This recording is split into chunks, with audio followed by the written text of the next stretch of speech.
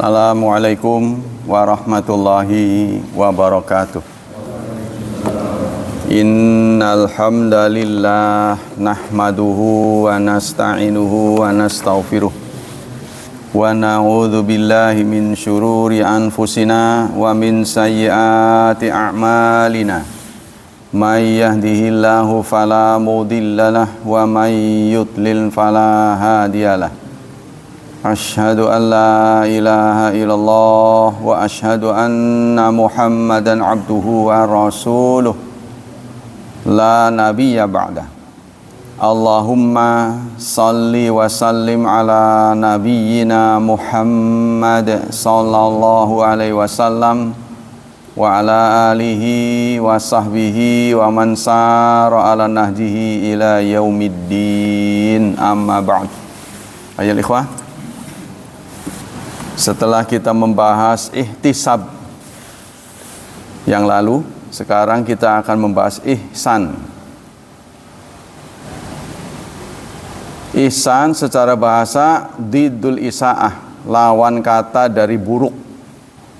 Ya, berbuat buruk berarti lawannya berbuat baik. Orangnya namanya muhsin, baik muhsinin atau muhsinun. Innahum qabla dzalika muhsinin. Ada ayat Quran ya. Wal mahasin fil amal diddul masawi. Bentuk jamanya mahasin. Keindahan-keindahan, kebaikan-kebaikan. Dalam surat ke-13, surat Ar-Ra'd ayat 22.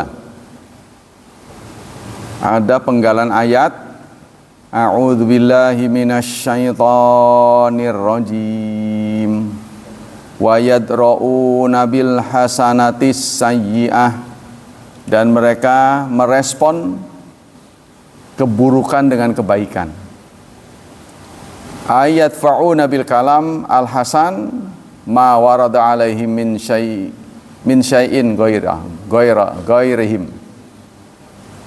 Artinya mereka merespon ucapan dari lawan bicara, ucapan yang buruk dengan ucapan yang baik.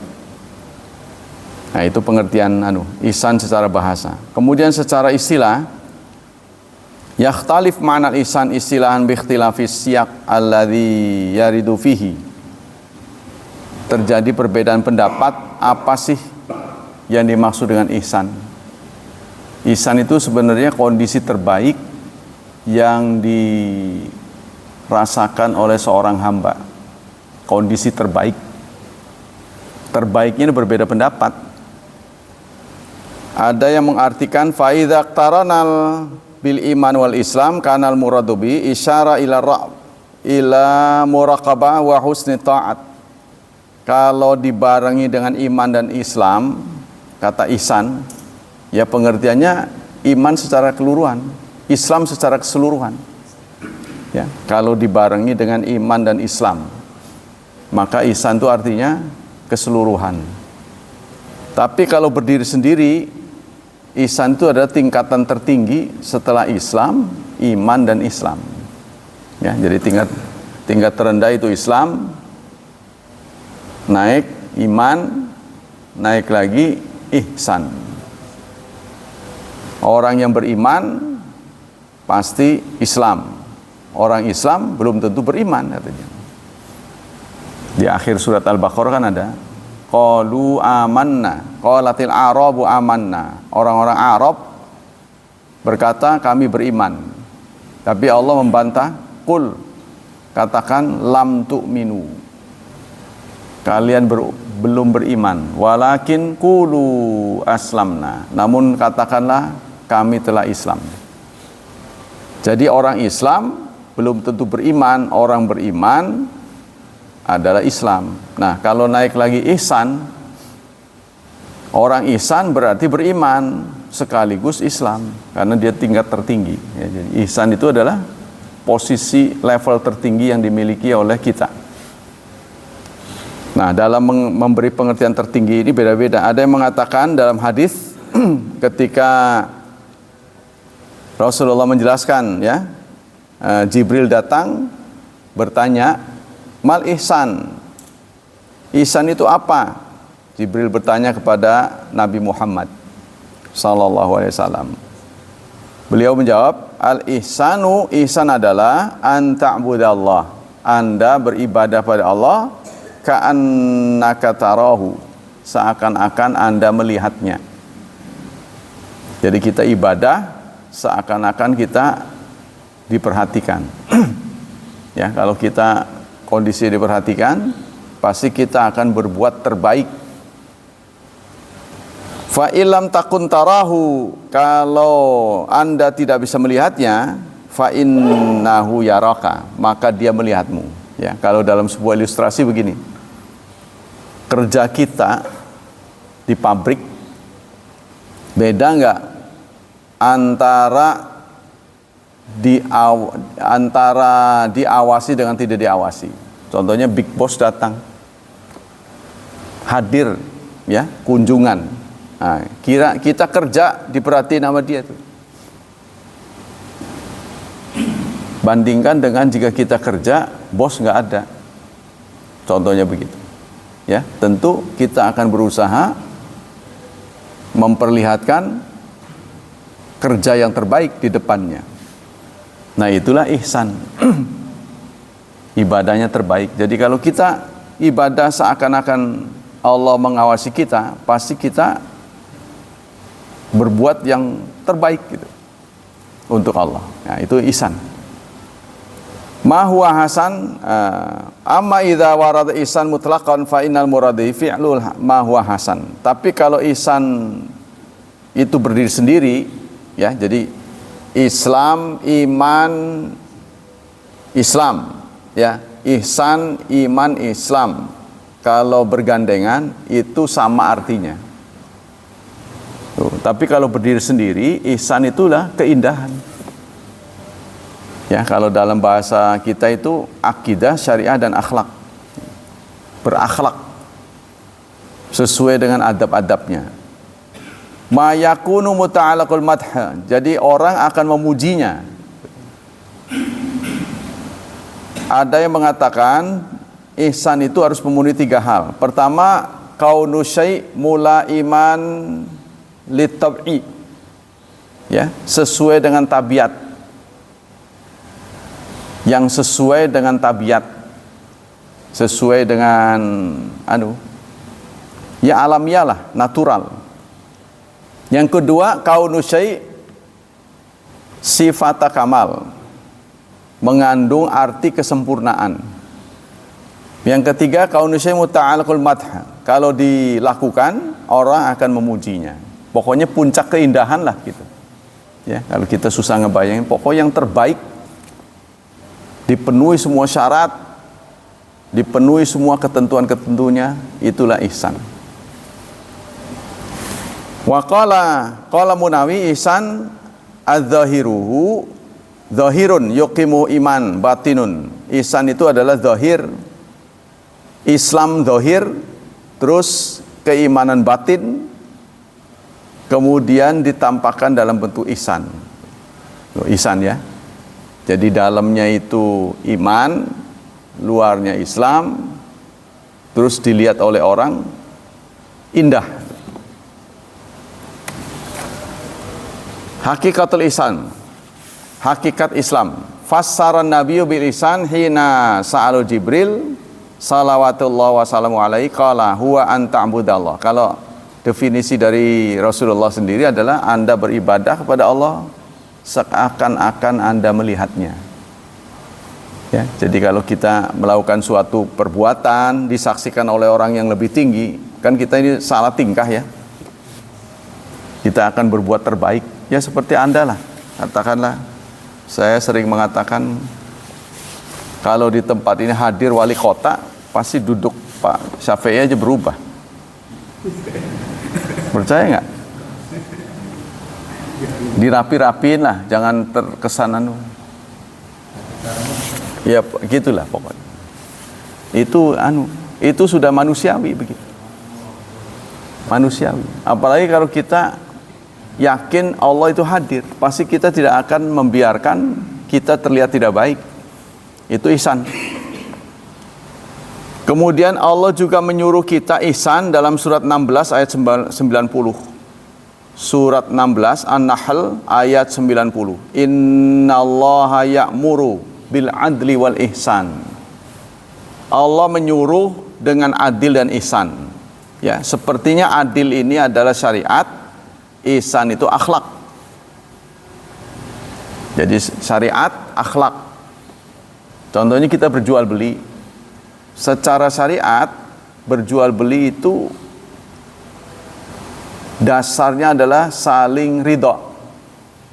Saling ridho. Jadi ada jual beli mu'atat namanya. Mu'atat itu menukar barang dengan uang. Ya, contohnya yang beli melemparkan uangnya ke penjual, penjualnya melemparkan barangnya. Contohnya begitu, karena saking jauhnya kan, di sini dasarannya banyak, dia ada di atas, penjualnya di sono. Pak, yang itu Pak, lemparin, pok, gitu. Dia lemparin lagi uang. Itu menurut Abu Hanifah sah. Tapi kalau menurut Imam Syafi'i harus ijab qabul. Ya, saya terima beli ya, saya terima jual. Ini kalau pas yang beli banyak ya makan waktu. Nah, itu bentuk ihsan. Karena katanya Imam Syafi'i pendapat-pendapatnya itu berhati-hati. Ya, jadi dia levelnya tinggi. Jadi kalau kita taat mengikuti saran Imam Syafi'i, semuanya dapat. Makanya bangsa Indonesia memilih Imam Syafi'i ya, sebagai imam. Karena kalau nurut dia itu paling berhati-hati dia. Kita kembali ke sini. Kemudian dalam surat 55 Ar-Rahman ayat 60. Hal jazaa'ul ihsani illal ihsan. Tidak ada balasan ihsan kecuali ihsan. Kalau kita memberi keindahan pada orang lain, pasti Allah akan menjawab keindahan pula buat kita. Ya.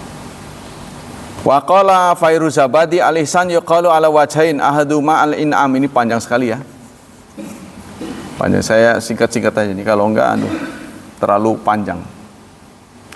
Darajatul ihsan, derajat-derajat ihsan. Wa ya'til ihsan fi ala darajatin muta'addidat.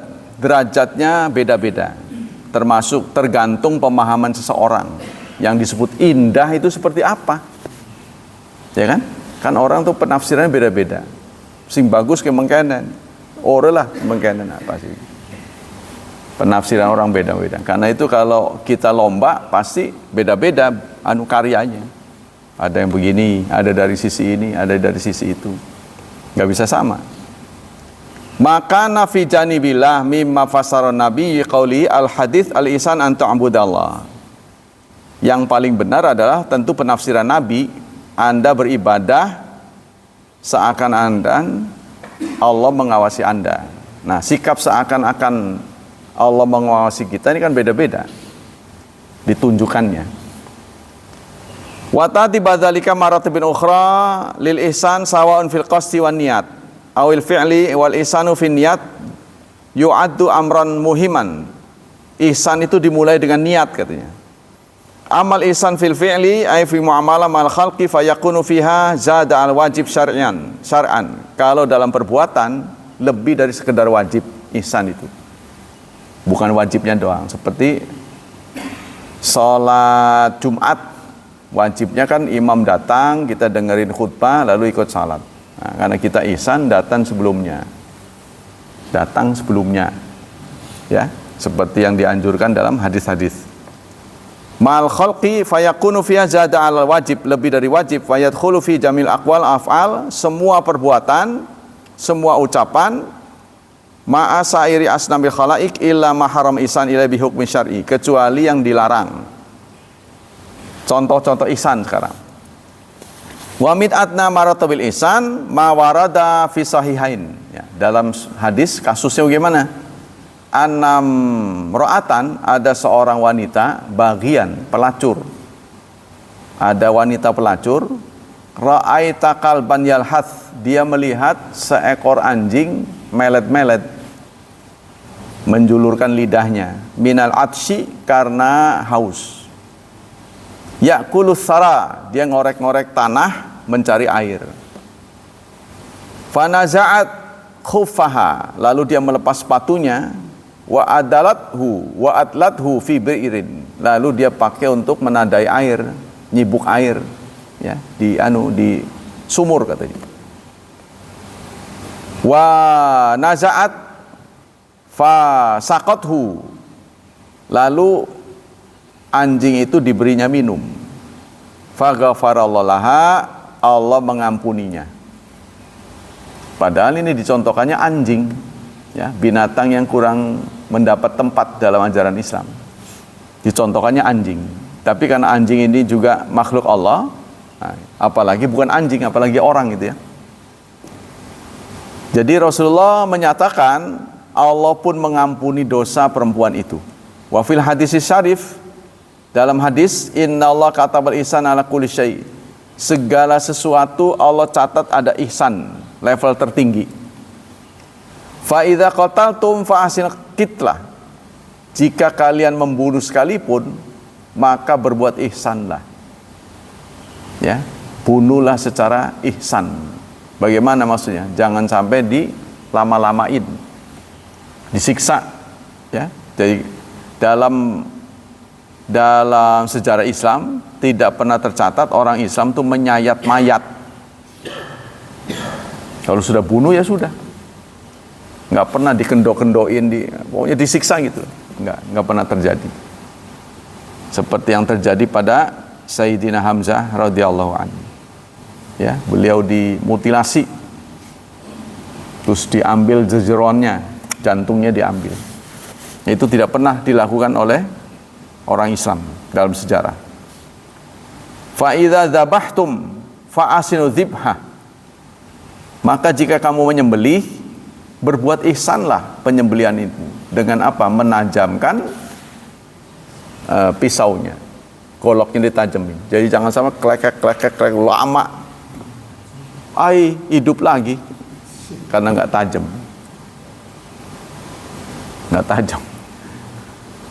Karena saya pernah mau berangkat ngajar, disuruh nyembelih ayam. Wah, nggak keburu nih, saya bilang. Saya buru-buru. Ya tolonglah katanya. Maunya disembelih sama saya. Yang disembelih jago lagi. Udah potong pak ininya, urat-uratnya. Tapi begitu dilepas hidup. malah makan. Waduh, saya bilang nggak bisa lah, saya nungguin, saya pergi aja, saya potong. Nah itu ya. Jadi dalam menyembelih sekalipun kita diminta untuk ihsan, jangan menyiksa. Tapi orang Barat mengartikan ini dengan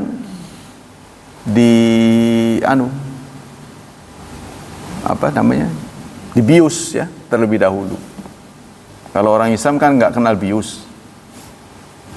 Menurut dia supaya sesuai dengan peri kebinatangan dibius dulu, kesian katanya, dibius atau diketok sini daerahnya, ditembak, baru katanya. Sehingga berbeda cara kita dengan mereka. Ya, pembuatan daging kalengan segala itu kadang-kadang darahnya tetap dimanfaatkan. Eman katanya. Fa ila haqiqatul ihsan tarji'u usulun wa furu' wa adab muasyarah kullaha. Nah, ini jadi dalam surat 3 ayat 134 Allah memuji wal afina 'anin nas, dan yang suka memaafkan orang. Nah, itu salah satu bentuk ihsan, bukan minta maaf, saudara. Kalau minta maaf itu syar'i, belum sampai tingkat ihsan. Ya, yang kita anjurkan dalam Islam ini bukan minta maaf, tapi memberi maaf. Wal afina 'anin nas. Beda minta dengan memberi ya. Kalau minta itu nodong, miskin. Kalau memberi itu kaya. Jadi sebelum orang minta maaf dia sudah maafkan. Ya, itu tingkat ihsan. Jarang ada orang begitu. Maka Allah sampaikan di sini surat 3 ayat 134, wallahu yuhibbul muhsinin. Allah mencintai orang yang muhsinin. Wa yaqulu Ibnu Qayyim al-Jauziyah ma khulasatu ihsan alal salasati darajat. Menurut Ibnu Qayyim, ihsan ada 3 derajat. Pertama, ihsan fil qasdi.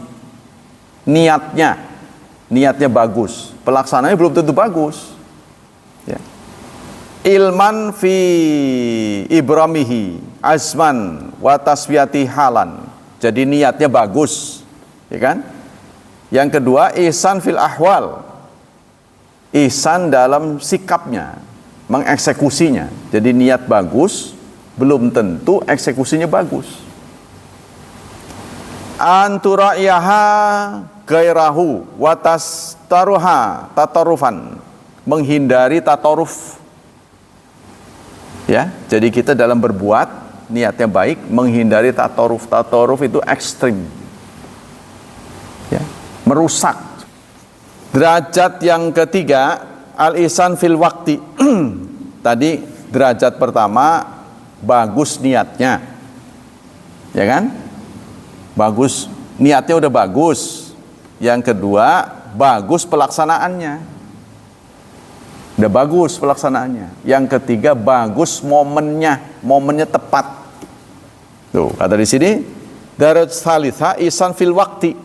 Momennya harus tepat. Jadi kalau kita berbuat baik tidak tepat waktunya, ini menjadi hambar. Ya. Kalau kata orang, pahlawan kesiangan. Illa tuzayyala musyahada abadan wala takhlid bihi matika ahadan wal ma'na fi dzalika an tata'alaqa himmatuka bil haq wahdahu wala ta'alaqa himmataka bi ahadin ghairahu. Jadi momennya harus tepat, ya. Kita senantiasa memperhatikan keadaan. Jadi berbuat baik harus tepat waktunya. Jangan salah.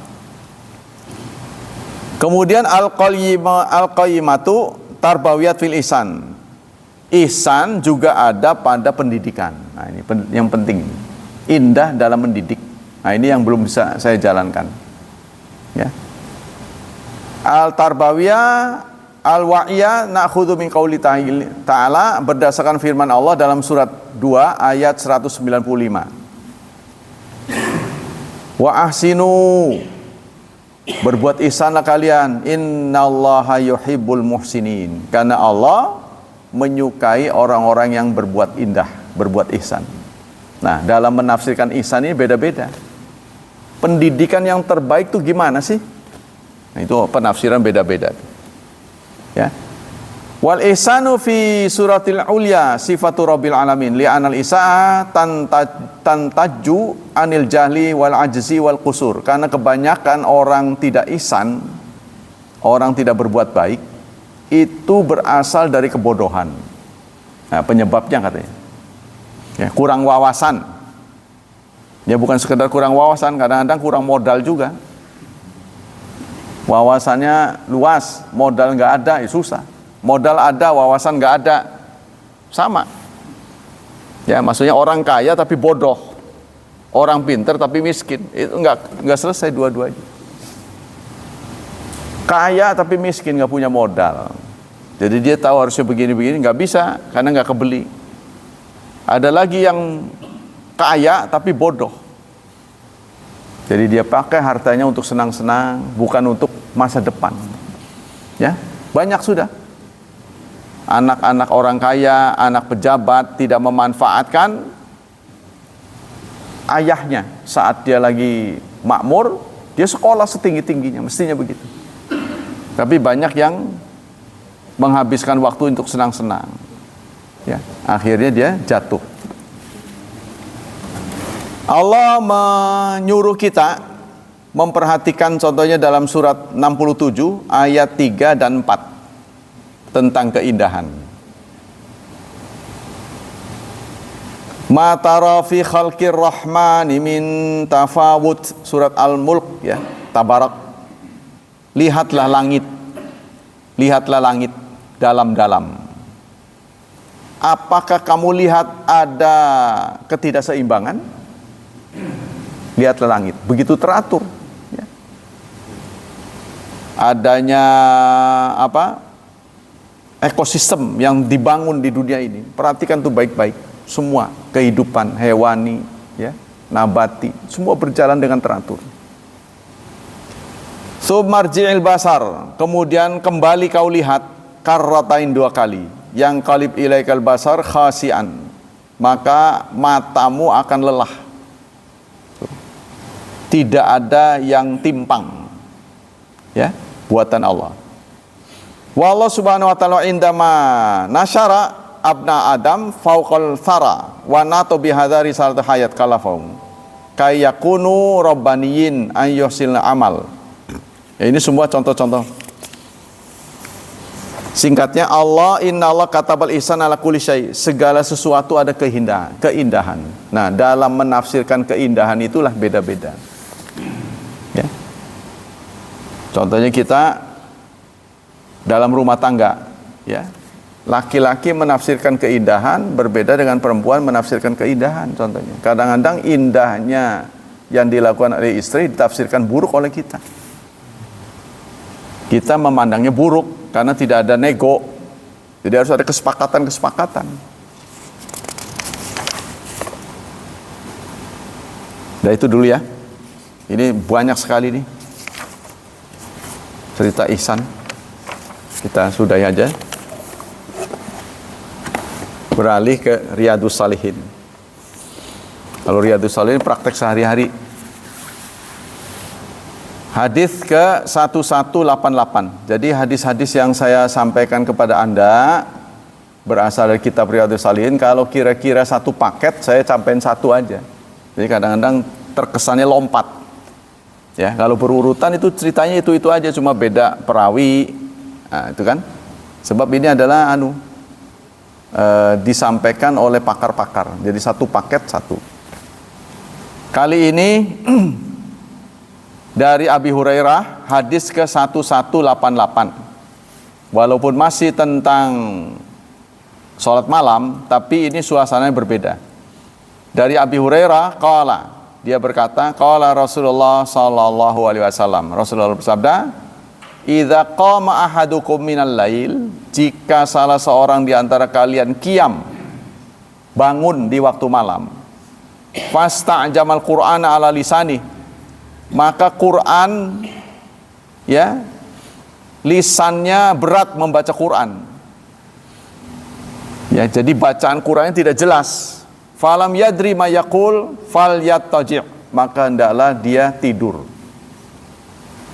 Jadi kalau kita baca sempoyongan, ya, sehingga bacaan Qurannya itu tidak, ya, baca Yasin warawiri nggak selesai-selesai, contohnya itu, bolak-balik, nanti ketukar ke tabarok ke Yasin, aduh, ngantuk. Maka Anda saatnya istirahat.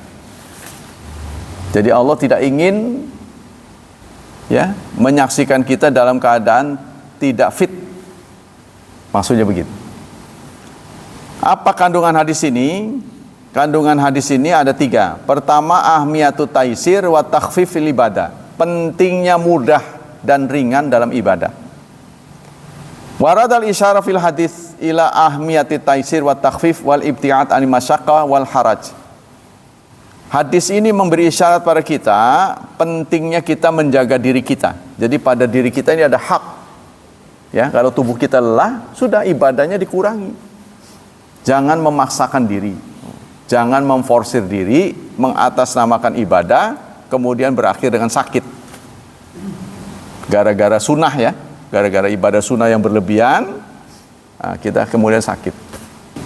Faqala, Nabi bersabda, jika salah seorang di antara kalian berdiri bangun malam, maka Quran terbaca berat di lisannya, falam yadri ma yaqul, dia tidak memahami apa yang dia ucapkan, falyataji', maka tidur lagi. Tuh.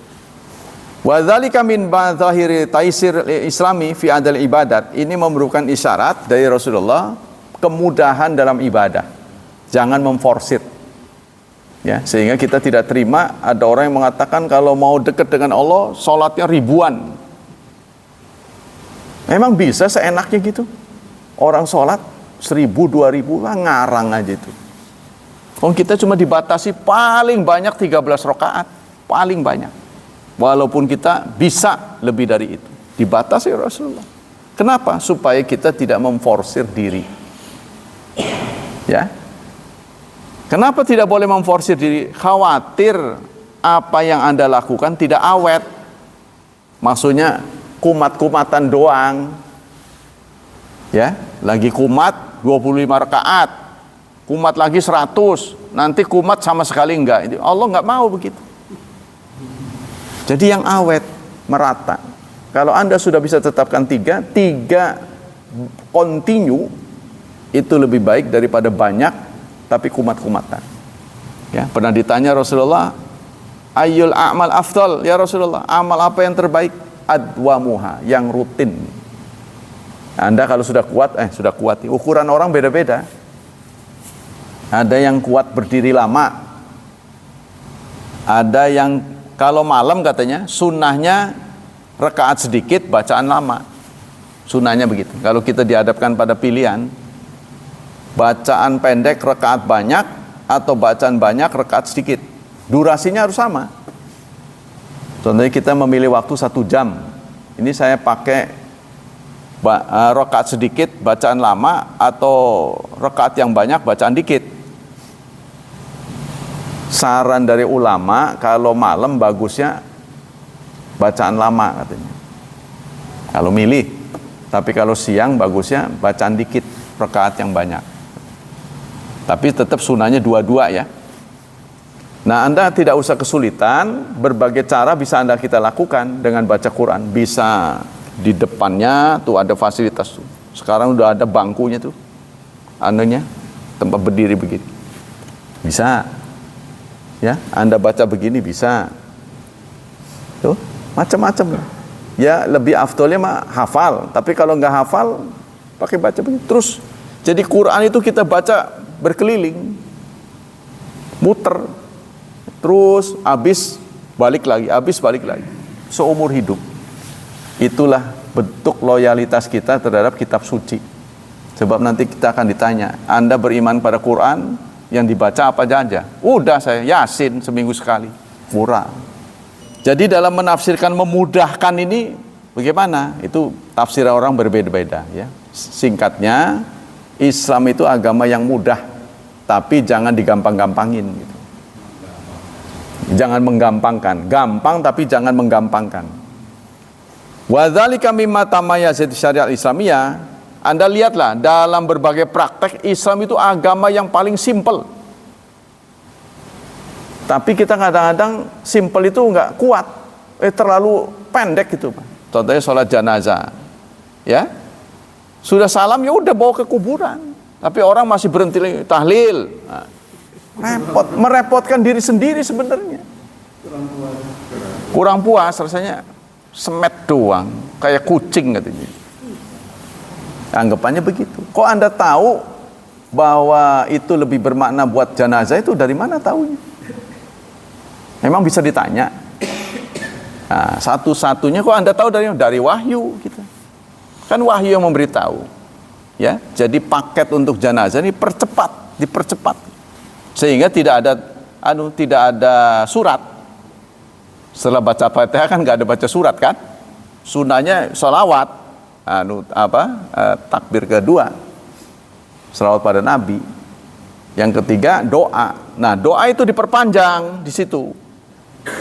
Kira-kira kalau Anda mau berdoa di situ tempatnya di ba'da takbiratul ketiga.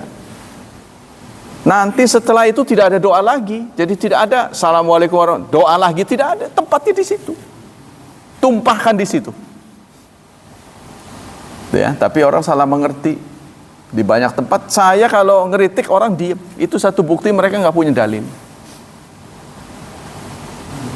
Orang-orang ngeritik, saya kritik itu praktek contohnya mau nikah baca syahadat. Emang ada sunahnya saya bilang. Nah, salah satu yang saya omong ini naib, dia suka nikahin. Ada sunahnya gitu. Saya pengen tahu dari kitab yang panjang sama yang pendek tuh mana. Kalau Anda ada sunah bagi orang yang ingin apa artinya bagian-bagian orang yang penting dalam ikut mensahkan pernikahan, kan 5 orang tuh, 2 calon pengantin, wali, 2 saksi, ya, 5 orang yang ikut pensahan nikah ini. Disunahkan baca syahadat itu nggak ada. Kenapa para naib menyuruh syahadat? Karena mereka meragukan keislamannya, kan tidak boleh meragukan. Riskan kan? Itu. Terus yang kedua, jajal dulu. Mana ada jajal? Coba dulu. Justru pertama itu sudah sah. Saya nikahkan itu si walinya itu. Bohongan dulu, speakernya nggak dinyalain. Ya, begitu saya terima itu sah. Yang pertama itu sudah sah. Justru yang kedua itu hanya tambahan. Sebenarnya dalam ajaran. Jadi jidduhunna jiddun, nah, dalam hadisnya itu. Benernya itu jadi. Makanya tidak boleh suami istri menjadi main sinetron. Saya cerai kamu, itu dalam dalam adegannya. Maka itu cerai beneran. Tidak boleh pasangan bermain sinetron adegannya itu cerai. Ya, atau adegannya menikah betul-betul walinya. Nah, itu tidak boleh. Kita kembali sini. Liyara anna madzahira raf'al haraj fiha wadihatan jaliatan la ghumud fiha wala khafa. Jadi Rasulullah menjelaskan bahwa Islam itu mudah, tidak dipersulit. Kalau Anda menyaksikan agama lain, waduh berat.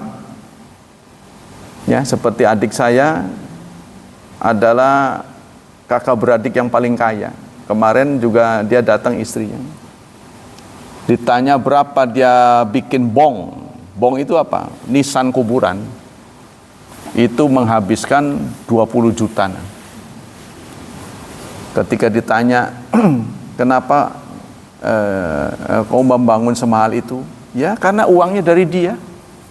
Dia yang cari duit, wajarlah kita berbuat baik pada dia. Jawabannya sebenarnya begini, apakah kamu tahu bahwa itu baik buat dia? Dari mana tahu? Kan dia udah mati. Sebenarnya dalam ajaran Islam, ya, kalau kita berpikir setelah kita menguburkan jenazah, kita tahlililah, orang enak, kan? Nah, Anda tahu nggak enak tuh dari mana? Memang dia bisa ditanya.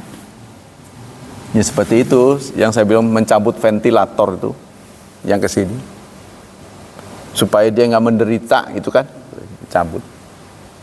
Kan menurut kita itu, Pak. Yang repot kan Anda sebenarnya, nunggunya nggak sabar kan? Kita kan nunggunya pegel, Pak. Siang malam. Sebenarnya sih menurut saya tinggal aja ya. Tinggal. Kenapa kita harus tungguin gitu? Kita sudah dirawat. Kita maksudnya begini, kita masuk nggak boleh. Kalau belum waktunya, ya udah kita pulang aja. Nanti kita tunggu berita, kalau ada apa-apa beritahu saya, kan begitu enak. Biarkan dia sampai ajalnya. Daripada kita cabut gitu kan. Alasannya kenapa sebenarnya kita yang nggak kuat. Siang malam ditungguin, masuk nggak boleh, di luar nggak ada bangku, tuh di rumah sakit, kan serba salah. Berkumpul dengan orang lain. Nah, kebanyakan kita begitu. Kalau punya kekayaannya tanggung. Kalau nggak tanggung mau disewa kamar gitu. Ya, bisa ratusan juta katanya. Semalam mungkin bisa kena 4-5 juta itu. Yang biasa itu, rumah sakit biasa itu. Wong cuman masuk tempo berapa hari sudah 20 juta katanya, bahasanya. Pemerintah itu sebenarnya sudah baik. Kalau Anda biarkan sampai mati ditangani oleh rumah sakit, maka ditanggung BPJS katanya. Kalau dicabut sebelum waktunya, maka mandiri. Kan lebih berat itu. Dari sisi hukum, tidak boleh kita mendahului keputusan Allah. Makanya Anda lihat tuh, putra raja yang kemarin meninggal tuh, ya, sempat hidup kan? Itu udah tahun-tahunan itu. Dalam keadaan koma. Kalau memang syariat itu boleh, pasti udah megeli doang. Ya, suntik mati pasti. Putra mahkota. Kebetulan setelah dia waras, bisa berkomunikasi, berapa hari kemudian dia meninggal. Itu beda lagi. Kita kembali sini. Bentar lagi ya. Inna taisir wa tasil wa raful haraj mayyijatun asliyatun li syariat islamiyah. Jadi Anda jangan menuduh Islam itu gampang gitu. Gampang lalu digampangin, bukan begitu. Tidak manusiawi itu kan ya dalam soal kematian. Tapi kalau Anda mengatakan tidak manusiawi, kenapa nerima uang? Tuh, bagi-bagi uang dibiarkan, yang nggak punya uang nggak diladenin. Kenapa begitu? Itu bukan lebih nggak manusiawi itu. Alasan doang kan? Maksudnya kalau nggak ditalkin nggak manusiawi, kayak kucing baik itu katanya. Kayak kucing aja udah kubur tinggal gitu. Kok Anda bisa tahu bahwa itu lebih nyaman buat yang meninggal itu dari mana? Emang bisa ditanya. Gitu kan? Nah, ini sebenarnya perilaku begini, ini perilaku yang sudah ditinggalkan oleh Islam. Itu yang membuat kita sulit. Makanya orang-orang kafir punya rumah duka. Kita mah nggak punya. Kalau orang anu kan ada perbawa tuh. Orang Islam nggak pernah ada rumah duka karena rumahnya itulah rumah duka. Bagi mereka, rumah yang dipakai kematian sial. Bayangkan saudara, itu nggak manusiawi. Udah jadi bangsa, kalau dalam bahasa Betawi udah jadi bangkai aja. Rumah pun nggak boleh ditempatin. Kalau udah ada rencana nikah harus setahun baru boleh. Maka mereka pakai item-item. Kalau nggak mau setahun sudah dalam rencana harus dinikahin di depannya, walaupun sudah jenazah gitu. Kalau sampai dikubur belum nikah, tunggu setahun baru boleh. Berkabung, masa berkabung. Dalam Islam cuma 3 hari. Ya artinya secara rasional Anda nangis dengan air mata seember pun apa bisa ngebangunin dia hidup lagi? Kan lebih baik kita jemput masa depan setelah kematian ini gimana, ngurus yang ada, yang hidup. Itu lebih masuk akal menurut saya. Apalagi ini wahyu ya. Tapi ya susah lah, ngomongnya orang kampung itu susah. Kita yang ditentang malah. Fal muttabi' li tasyri' islami yal masu ma'aniyat taisir wa rafil haraj fil ahkam syar'iyyah. Fal yusru zahirun wal haraj panfiyun fala masyaqal tujisul mukallafin an adaimatul ibamanu wala haraj yalhaqu mimma kallafu. Jadi Islam itu agama yang mudah, jangan digampangin ya. Begitu juga yang udah mudah jangan dipersulit. Wa hunaka nusun sarihatun fil Qur'an wa sunnah nabawiyah tadullu ala syari' hakim ma yuridum bi ibadihi la taisir wa takhfif. Allah menyatakan antara lain dalam surat Al-Baqarah ayat 185. Ya, suka kita dengar nih ayat puasa. Yuridu bikumul yusra. Yuridullah bikumul yusra. Allah ingin Anda mudah. Wala yuridu, dan dia tidak ingin bikumul usra. Kesulitan pada kalian. Dah. Kita lanjutkan pada Senin mendatang insya Allah. Demikianlah singkatnya, dalam beribadah ini kita diminta sesuai dengan ajaran Rasulullah. Dalam hal-hal yang sunnah, kalau akan memberatkan Anda, maka kita kurangi, ya, sebab tubuh kita punya hak.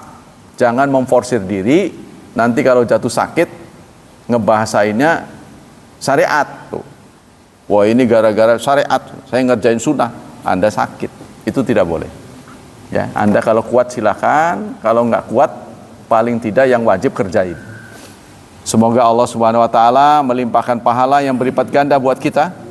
Semoga Allah tetap menjaga dan melindungi kita dari wabah dan fitnah, dari syubhat dan syahwat. Dan semoga anak-anak kita dicerahkan masa depannya oleh Allah, ditakdirkan menjadi hambanya yang saleh dan salihat. Subhanakallah wa bihamdika asyhadu alla ilaha illa anta astaghfiruka wa atubu ilaik. Wassalamualaikum warahmatullahi wabarakatuh.